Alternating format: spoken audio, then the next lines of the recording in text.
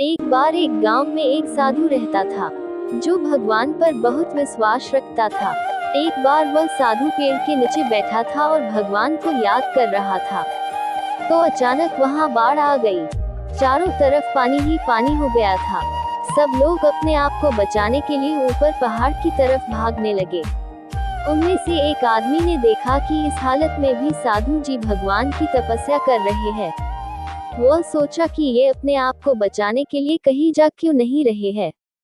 तो उसने साधु से बोला, अरे आप कहीं जा क्यों नहीं रहे हो? आप भी मेरे साथ ऊपर पहाड़ की तरफ चलो, नहीं तो डूब जाओगे। साधु बोले, अरे हमें क्या होगा, मैं भगवान की इतनी तपस्या करता हूँ, मुझे कुछ नहीं हो सकता, मुझे भगवान अपने आप बचाएगा। धीरे धीरे पानी साधु की कमर तक आ गया। अब लोग वहां से नाव लेकर निकलने लगे।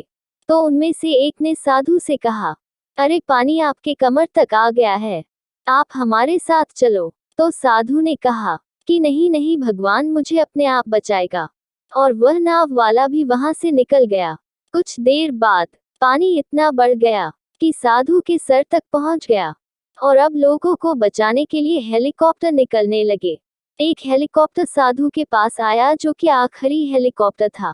साधु के पास नीचे रस्सी फेंकी और बोला, इसे पकड़ो और ऊपर आ जाओ, नहीं तो आप डूब जाओगे। यह आखिरी हेलीकॉप्टर है और आपके पास में दूसरा कोई रास्ता नहीं है बचने के लिए। साधु ने कहा, यह रस्सी वापस ऊपर खींच लो और आप चले जाओ, मुझे भगवान के ऊपर पूरा भरोसा है, वह मुझे बचा लेगा। पानी काफी ऊपर आ गया, पेड़ डूब गया और साधु की भी डूबने से मौत हो गई।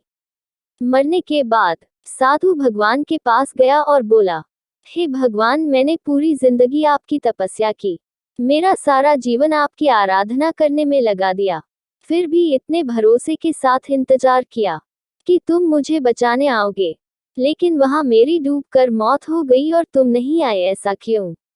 भगवान बोले, मूर्ख इंसान, एक नहीं 3 बार आया था, वो तीनों बार में ही तो था। पहला पैदल, दूसरा नाव के द्वारा और तीसरा हेलीकॉप्टर के द्वारा।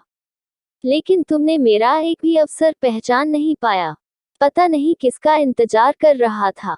इस तरह से जिंदगी में हमें ऊपर वाला बहुत से मौके देता रहता है, लेकिन हम सब उस मौके को ठुकरा कर पता नहीं किस चीज का इंतजार कर रहे होते हैं कि वो होगा तभी मैं करूंगा। और इस बात पर अड़े रहने से एक वक्त के बाद वो मौका हाथ से निकल जाता है और हम कुछ नहीं कर पाते हैं। तो किसी भी अच्छे समय का इंतजार मत करो, जो भी करना है आज और अभी से ही शुरू कर दो।